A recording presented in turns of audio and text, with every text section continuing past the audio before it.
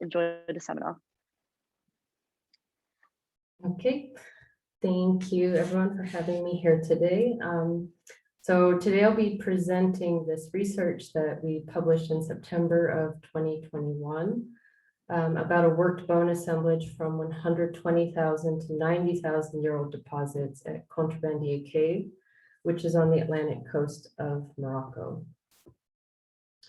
So we describe tools used to process leathers and furs, and we present what might be the earliest evidence of what our ancestors were wearing 120,000 years ago.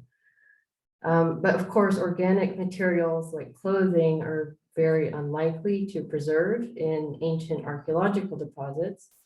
So we have very little understanding of when clothing originated and what it might have looked like. Go to the next slide here. Sorry, just a second.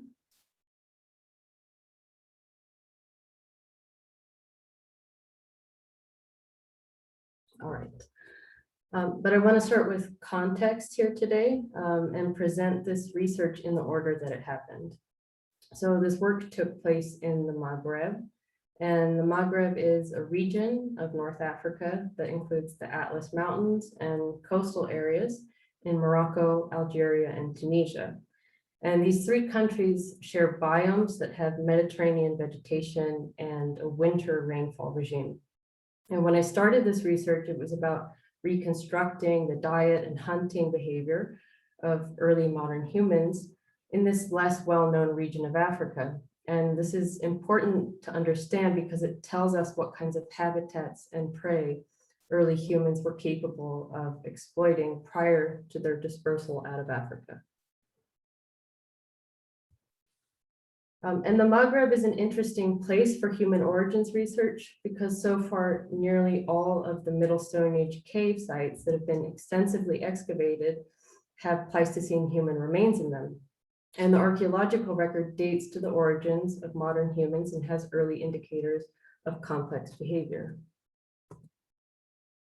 So the Middle Stone Age archaeological record in the Maghreb has regionally distinct stone tool industries like the ones that you can see here, ornamental artifacts like shell beads and engraved ochre, bone tools, coastal adaptations, and expanded diets, and that includes fish, birds, shellfish, and small mammals.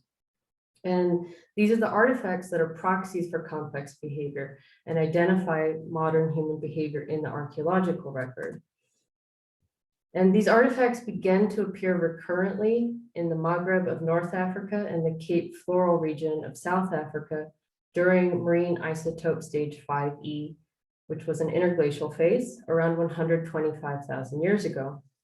And while we have a really excellent record of the ecology and diet of early humans in South Africa, and the study of that record has led to really major advances in our understanding of human origins, the record from the Maghreb is still lacking in comparison and it needs to be built up. So my goal in this research was to reconstruct the habitat and diet of early humans in the Maghreb by looking at the vertebrate fauna from a site where these proxies for complex behavior were known. And this led me to Contrebandiers Cave, where I studied the zooarchaeology and the taphonomy of the vertebrate faunal assemblage. And this cave is on the Atlantic coast of Morocco. It has Pleistocene deposits and Middle and later Stone Age archaeological industries. And it was originally excavated by Jean Roche, who you can see in the lower left there, in the 1950s and 1970s. And from 2007 to 2011, Harold Dibble and Mohamed El Hajraoui led excavations there. And they used total stations to record the point provenience of artifacts. So Contrebandiers Cave is one of a series of caves that's found in Morocco today. And it's an interesting cave because it has preserved animal bones and human bones, along with stone tools, and they're exceptionally well preserved. And the bones from this cave are so well preserved because this is a calcarenite limestone cave. And that's the perfect environment for preserving fossilized bone.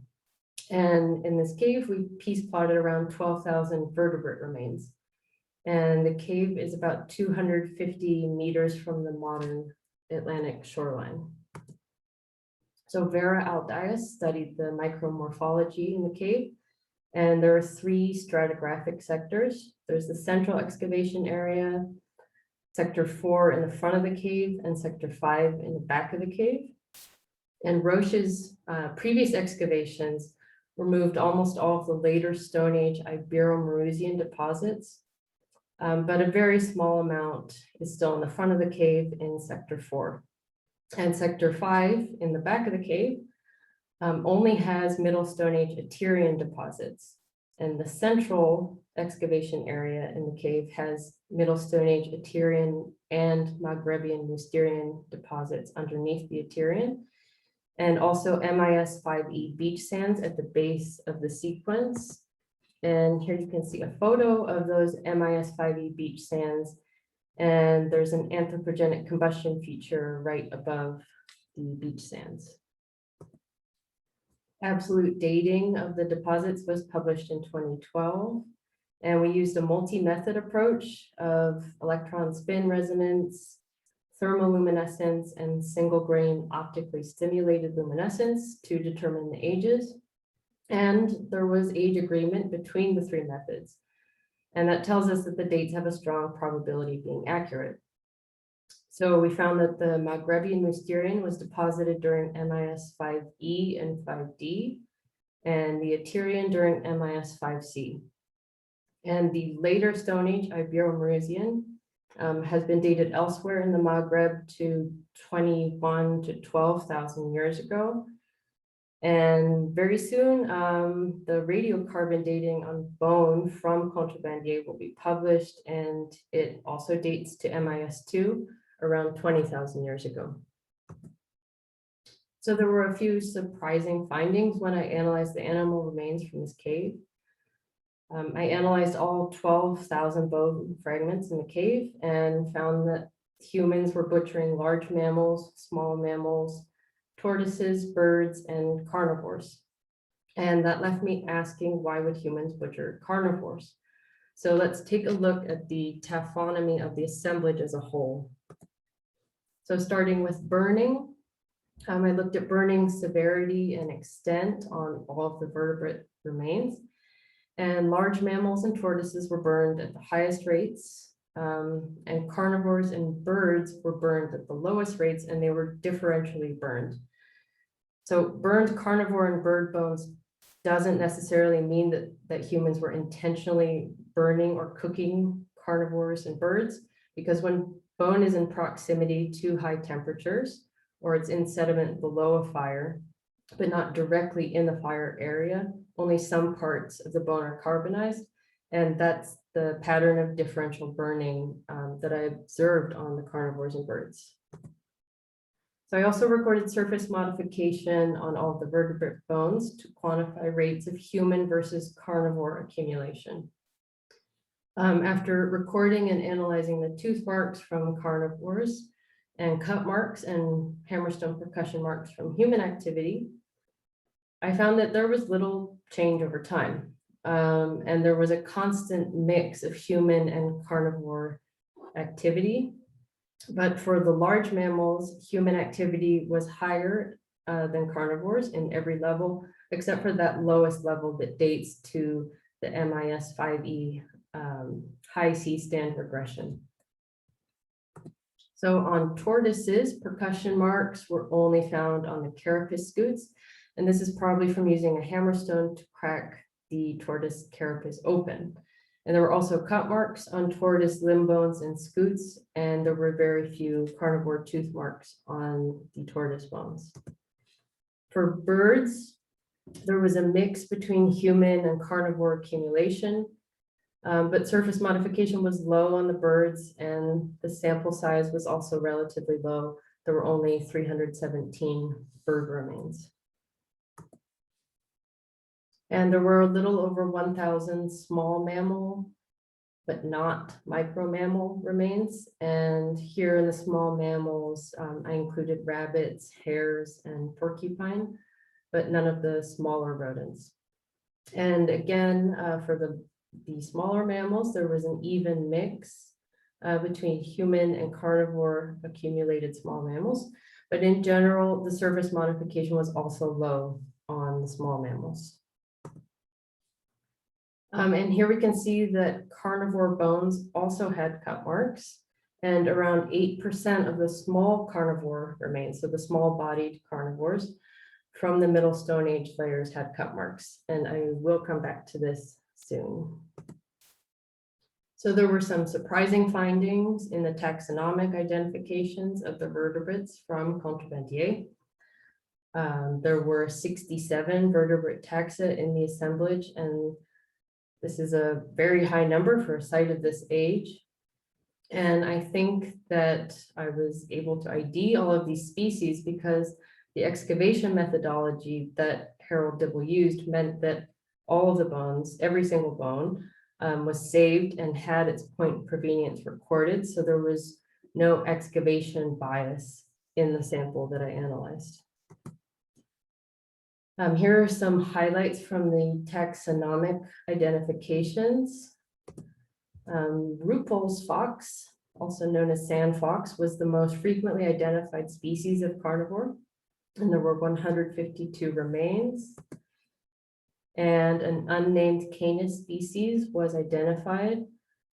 Lacay et al. First described this species in 1986 at the Pleistocene site of Ducala in Morocco. And in 1991, Amani, a Moroccan vertebrate paleontologist, described the distribution in late Pleistocene sites in Morocco. And here is Canis species nova, also at Contrebandiers Cave. Atlas lions, also known as Barbary lions, were identified. And before their extinction in the wild in the 1950s, wild Atlas lions weighed up to 300 kilograms. And here's some photos that I took of Atlas lions at the Rabat Zoo in Morocco. And you can see the male lion showing the characteristic thick black mane that extends onto the stomach. And you can see in the upper left, a left maxillary P4 from deposits at Contrebandiers that date to 115,000 years ago. So moving on to ungulates now. Here are the species that were identified. And the thickness of the bar on the bottom there represents the relative abundance of a species within a single archaeological level. And gazelles make up the majority of the ungulate assemblage. And there were 3 species of gazelle identified: Gazella leptoceros, cuvieri, and dorcas. And these are all open habitat mixed feeders. There were also a number of wild boar and warthogs identified. And this is interesting because suid remains are rare in Middle Stone Age assemblages in South Africa. And the sperm whale tooth was also identified, and it has marks from use as a tool by humans. And I will get back to this in a minute. So this sperm whale tooth was likely collected from a beached whale on the nearby Atlantic coast. And this is the only confirmed marine mammal from a Pleistocene site in the Maghreb. And that finding is also in contrast to the Middle Stone Age in South Africa, where marine mammals are far more common. Over 1,000 Greek tortoise remains were identified. And surprisingly, that made it the species with the highest number of identified specimens, or NISP. And there was no decrease, no recorded decrease in tortoise size over time.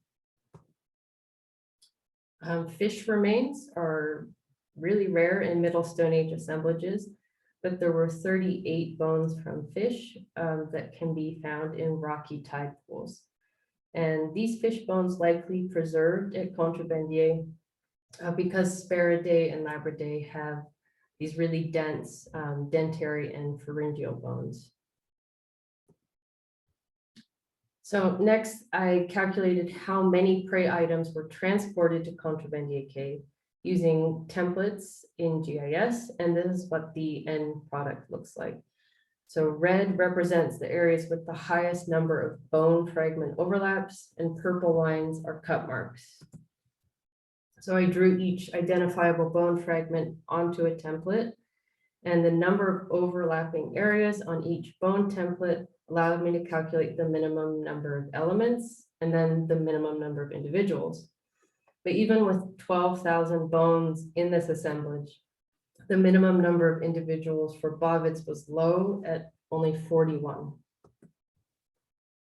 So this is something unanticipated that I found when I was analyzing the bones. So earlier I mentioned that humans were butchering carnivores, and here we can see a Rupel's fox mandible and tibia with cut marks. And here again is the distribution of cut marks on bovids.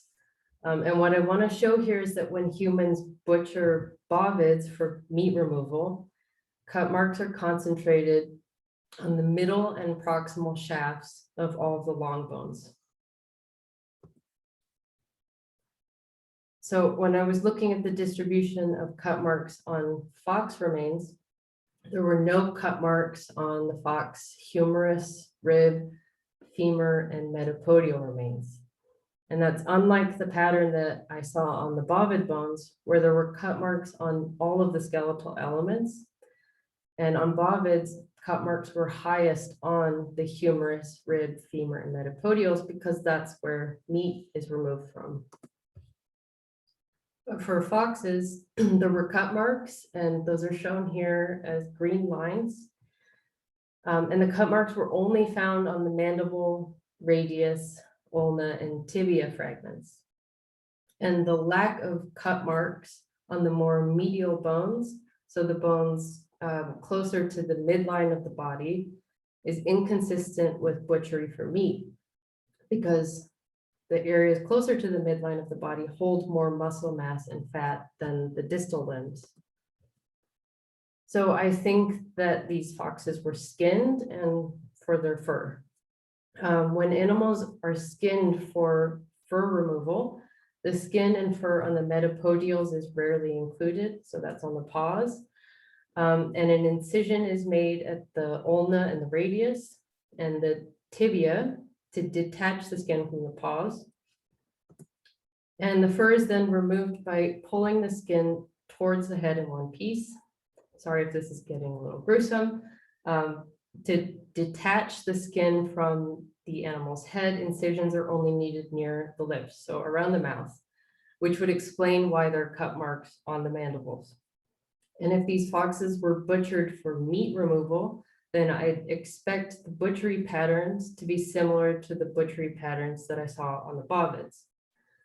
So these foxes were likely skinned, and this is intriguing. But I want to move on to the bone tools now to put these two pieces of the story together. But I'm also curious to see if anyone else finds this pattern of carnivore skinning in other Middle Stone Age assemblages. Okay, so first, why are bone tools interesting? So intentionally shaped bone shows up relatively late in the archaeological record, and that's in comparison to stone tools. Bone tools are costly to produce, and they require investment in time, labor, and maintenance. Bone tools are often associated with resource intensification.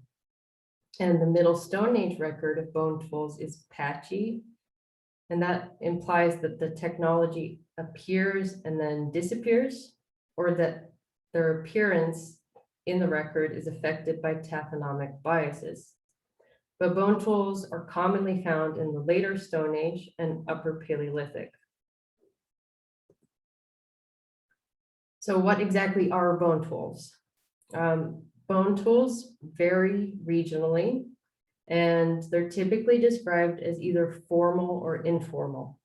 And informal tools have also been referred to by others as intermediate tools. So in this work, we followed Derrico et al.'s 2012 very concise definition of formal bone tools as functional artifacts shaped with techniques specifically conceived for bone, such as scraping, grinding, grooving, or polishing. And we added that formal bone tools are shaped pieces of bone, antler, ivory, or tooth that show manufacture marks. And we followed Tartar's 2012 definition of intermediate or informal bone tools as not formally worked and only recognizable by the percussion marks at their ends. And we added that informal bone tools are bone fragments that were not shaped, but they were used for a task, and they bear marks indicative of their use. So several sites in Africa have yielded assemblages of formal and informal bone tools in Middle Stone Age contexts, and this is just a few of them. There are others. So the oldest formal bone tools from Central Africa are from 3 MSA sites at Katanda in the DRC. And the Katanda bone tool assemblage has 12 barbed and unbarbed points and 1 dagger-like object. And these have been dated to around 90,000 years ago. And there are formal bone tools from Southern Africa from pre-Still Bay and Still Bay layers at Blombos Cave and Sibudu Cave. And the Blombos assemblage, originally described in 2001, included 28 formal bone tools that were classified as awls and points from the Still Bay levels. The Sibudu assemblage has 2 formal bone tools from pre-Still Bay layers, dated to around 72,000 years ago, that include a wedge and a notched piece.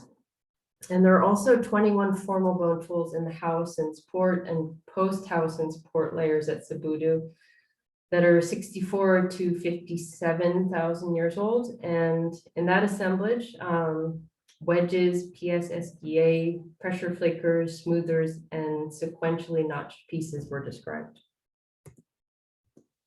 And here's a fantastic paper from 2013 about how Neanderthals also demonstrated the ability to manufacture formal bone tools 50,000 years ago in Europe during the Middle Paleolithic. But this finding is still rare, and it doesn't demonstrate that Neanderthals frequently and systematically used bone as a raw material. So I was in Morocco looking at the bones from Contrebandiers under the microscope to study human butchery patterns, and I started seeing this. Bones that have marks on them that indicate they were shaped by stone. And I also saw this, sheen or shiny areas on the edges there, restricted to the ends of the bones that were shaped by stone. And this pattern was something that I started to observe on the bones from the Middle Stone Age deposits. So what we're looking at here are hide working bone tools from Contrebandiers. So bone tools with this shape go by a few different names. Lissoirs, which means smoothers in French, and spatulates, which is what they're typically referred to in the Middle Stone Age as, because of that spatulate shape that they have. And these spatulate tools were shaped to be extremely thin, especially at the ends and the edges. And they range in size from the size of a rice paddle to the size of the palm of your hand. And they're fossilized. And some of them are darkened at the end and slightly burned. And light burning increases the hardness of bone. The bone tools are shiny and smooth at the end and edges, and this is the result of repeated use against skin. There are also striations on the bone tools, and these come from the manufacturing stage and also the use stage. So the spatulate tools were made from bovid ribs, but I wasn't able to determine what species of bovid they were made from. And of course, there are excellent studies by others using non-destructive zooms to identify the species that bone tools were made from. And it would be fantastic to apply those methods to the Contrebandier bone tools at some point in the future. And my best guess for now is that the Contrebandier bone tools were made from large bovid rib bones. And based on those species identifications that I showed you earlier from the vertebrate faunal assemblage, I think the best candidates are Alcelaphus bucelaphus, hartebeest, or Bos primigenius. So once this bone tool was made by humans, it was then used to process animal skins. Bone tools don't pierce the animal skin, and they're durable, and they're effective at removing those connective tissues without damage to the pelt. So I started looking for ethnographic studies of spatulate use in Africa, and it's very limited. Then I was reading Desmond Clark's 1959 book, The Prehistory of Southern Africa, and I saw this figure in that book of a spatulate bone tool in reference to a publication from 1796. So in his 1796 publication, the explorer Le Vaillant described the Kwai in South Africa using spatulate-shaped sheep rib bones as a kind of chisel to prepare hides for clothing. And he said that this labor was tedious and minute. So what about today? Amazingly, these bone tools look remarkably similar to leatherworking tools made out of bone that are still used today. Here's something great from a 2013 Nature News article about the 50,000-year-old leatherworking bone tools made by Neanderthals that I mentioned earlier. And apparently Hermes uses bone tools to make their luxury leather goods, like the famous Birkin bag. And if tomorrow you were to visit the tanneries in Fez, Morocco, you would see leather craftsmen using similar bone tools to clean hides and to make leather supple and soft.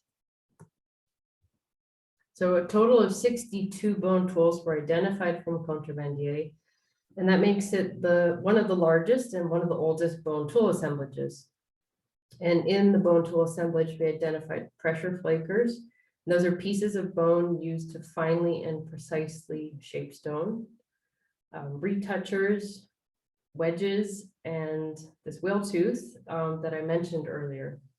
And the whale tooth was really surprising because I wasn't expecting to find it, since whale remains weren't known in any Pleistocene context from North Africa. And there are marks on the tooth that indicate that it was used to pressure flake stone. And the marks that you can see on this tooth are perpendicular to the long axis of the tooth. And this is consistent with other pressure flakers. But of course, more experimental work on this would be great, especially in areas of the world where antler wasn't available. And the whale tooth is really interesting because whale teeth were commonly used as personal ornaments in much younger prehistoric and historic contexts. So to answer that question of why would humans butcher carnivores, I think the carnivores were skinned for fur. When animals are skinned for fur removal, incisions are only made just above the paws and near the lips. And the cut marks on Ruppel's fox, golden jackal, and wildcat bones, so those small carnivores, are restricted to the areas for fur removal. And there were no cut marks on the areas of the skeleton associated with meat removal. So we have hide working bone tools and carnivores with skinning marks. And we can put these pieces of evidence together and suggest that early humans from 120,000 to 90,000 years ago were using bone tools to prepare leather and fur that was likely used for clothing. But there are many other possible uses of leather. Leather can be used as a container, can be used as cordage, and it's also possible that the people at Contrebandier produced leather to string small beads together to make personal ornaments, which we've published from this cave. And it's interesting that the genetic evidence shows that clothing has an ancient origin in Africa. And here's a quote from Smithsonian Magazine, who interviewed the geneticist that we cited when I was looking for studies on the origins of clothing lice. And David Reed is an evolutionary ecologist who published his study on clothing lice that pointed to a 170,000-year-old origin in Africa. And he said it's really gratifying to see that years later, our prediction that clothing arose in Africa has been validated and finding clear evidence of clothing use in Pleistocene Africa. And I'll add that personally, it's really nice to see the genetic and archaeological records in agreement. So with all of this, why do we need clothing? I think that clothing likely offered two advantages to early humans: protection from the elements and personal ornamentation. So because clothing material is unlikely to preserve in sediments that date to the origins of clothing, I can't say for certain whether clothing was either utilitarian or symbolic or both. And I think it's safe to assume that our sister species also manufactured clothing because they lived in cold environments. And it's interesting that we find these proxies for clothing that are this old from Contrebandiers Cave in Morocco, where paleoclimate and paleoenvironmental reconstructions show that this area was characterized by mild Mediterranean climate, much like today. So on top here, you can see climate variables reconstructed over time for Contrebandiers in 2,000-year intervals. And underneath that is the relative frequency of animal feeding and habitat preferences from Contrebandiers. And if you look at gazelles, when precipitation in the coldest quarter increases, so do mixed feeders from open habitats.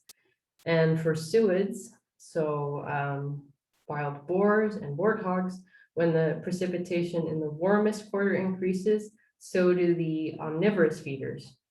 And humans occupied Contrebandiers and made and used these bone tools when annual precipitation was driven by winter rainfall regimes. And winter rainfall regimes are a classic marker of Mediterranean climate. And this might tell us that the early humans preferred Mediterranean biomes. So clothing and the expanded toolkits of early humans are likely parts of a larger package that led to the adaptive success of humans and our ability to succeed globally and in climatically extreme regions. And I also want to note here that these climate variables that you can see here are from Bayer et al. 2020.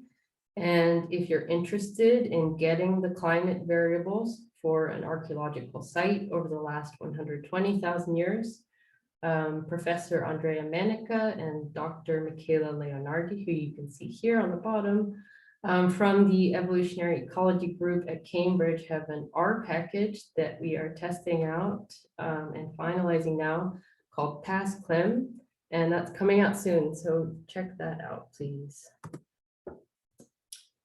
So of course, there are limitations to this research that I've just described. These bone tools are from Morocco, and they've never left the country. And I didn't want to destructively sample them, so we didn't. But with that, there are limitations and caveats that come with it. And the first major limitation is that we didn't do any residue analysis on the bone tools. And it would be fantastic if anyone out there with a background in non-destructive residue analysis got in touch. Next major limitation is that we didn't do any experimental manufacture or use of bone tools. So instead, we relied on the published literature and reference collections from others and also from co-authors. And this book by Campana from 1989 is an excellent resource for bone tool manufacture using different materials. Next major limitation is that I used 40x magnification. And that's the upper end of the 10 to 40x range for bone surface modification, because that was the microscope that I had. But there's a great review by Almeida Evora from 2015 on the pros and cons of these different levels of magnification for use for analysis of bone tools. So please do look into that if you are interested in learning more. So future directions.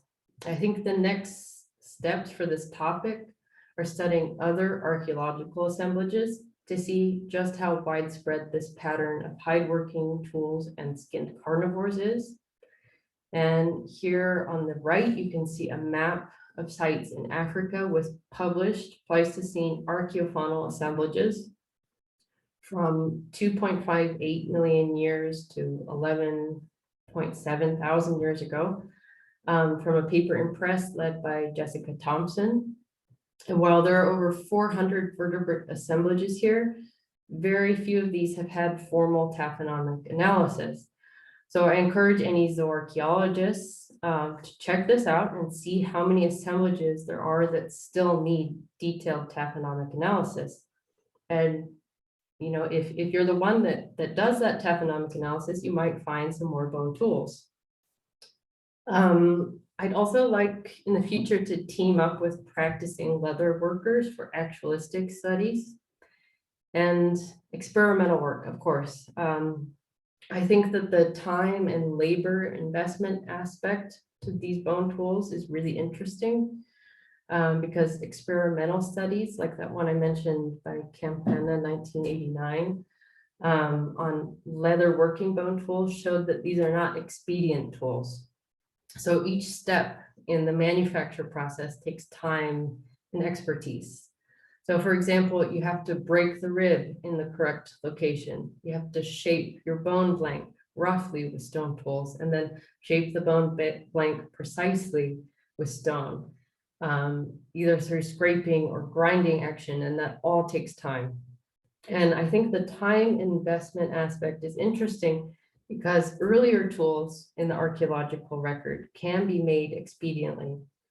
But as you move forward in time to tools from more recent archaeological assemblages, the tools become more complex and they become multi-component and they become more specialized to specific tasks. So I think it's a really interesting topic to figure out at what stage in human evolution we started investing greater time and labor for the manufacture of tools.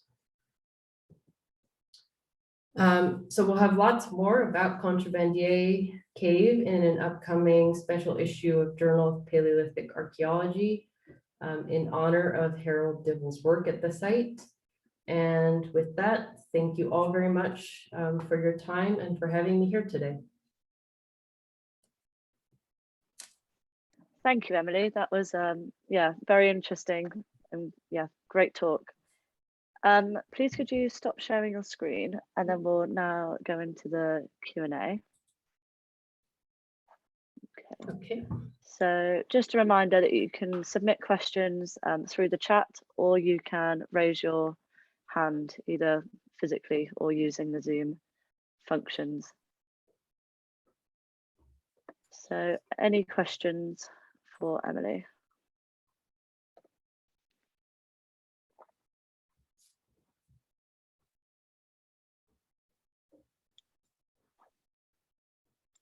Matt, would you like to unmute yourself? Yeah, hi Emily. I was just wondering, not so much in terms of the specific fur working tools or anything, but have you got any, I don't know, let's say natural faunal assemblages that could be compared to this? I mean, what I'm getting at is whether it's feasible to actually look at selectivity in the animals that were being brought into the cave, and whether there are any sort of comparative sort of natural assemblages that you might be able to use for that. Yes, great question. There are two hyena accumulated assemblages, and a hyena assemblage would be great because they're far less selective than humans. They're relatively nearby, about I'd say 20-25 kilometers south of the site. They were excavated in the 1980s, but they haven't been analyzed very much. So that's definitely a great place to start looking. The caves are Ducala 1 and Ducala 2. And the same kind of work has been done in South Africa, where comparison is made between hyena accumulated assemblages and human accumulated assemblages to get at that selectivity. Great, thank you. Mhm. Thanks, Matt. So we've got another question through the chat from Larry Barham. Excellent talk, thank you. Is there ethnographic evidence for skinning foxes or fox-like mammals? Just curious about the process of removing the skin whole. Is there a basic pattern or does it vary culturally? That's a great question. So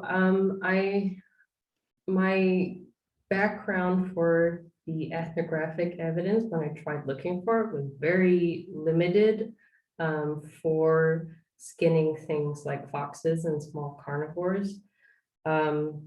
I looked into modern fur producers and turned to them as a resource, and this pattern is used by them today. If you know of any ethnographic resources, I would really appreciate it. I did find a study from an Upper Paleolithic site, I believe, in northern Italy, and the pattern was the same for wildcats. So the distribution of cut marks and the size and scope of the cut marks was the same as the ones that I found at Contrebandiers. But definitely something that needs more research. Very interesting. So we do have time for some more questions. If anybody has a question they would like to ask. Harry, would you like to unmute? Hi, yeah, very good, very interesting. I know that this question is going to creep us into closer into speculation, but I'm interested to hear any ideas you have, informally, of course, on the reason for using the particular species that you identified over something else, over, for example, using your already available bovet instead of using that leather. Why, the fox-like animals and the cats? I mean, yeah, I'll have to give a speculative answer. I mean, my speculative answer would be that it's warmer and also more ornamental. It's more visible, a fur as opposed to a leather. That's a good question. I mean, I think,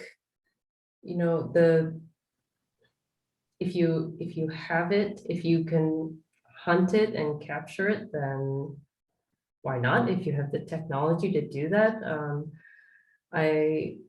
I'm really curious to see if it's in the other neighboring sites, the sites that neighbor this one, and to see what species of carnivores they're targeting, if they are targeting any specifically, but I don't know if I can go into it more than that, but that's an interesting question. Yeah, of course. Thank you. Okay, thanks, Harry. Walter, would you like to unmute yourself? Sure. Thank you very much. That was an excellent talk, Emily. So this is not a question, this is really a comment. I've taken an interest in the early explorers And I've read recently a book on the diary of Captain James Cook and some of the explorers of the Arctic and the Antarctic. And when James Cook went around and he came upon some of the new islands in the South Pacific and he met the natives, they would have like a peace meeting as soon as they stepped off their boats. So very often there would be an exchange of goods. So the natives would give the mariners pigs, and James Cook would give them dogs. And on his second and third voyage, he must have brought some dogs with him, and he tried to populate some of these islands with dogs. He would always leave a male and a female.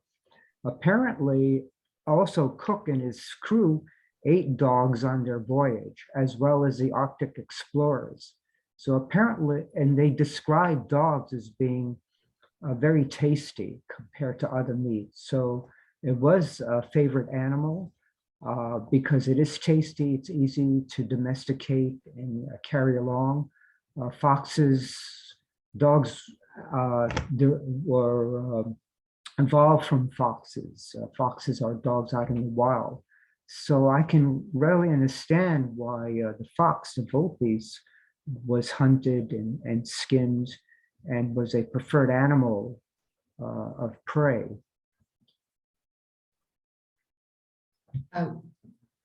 Thank you for bringing this up. So this is something that I've been wanting to look into.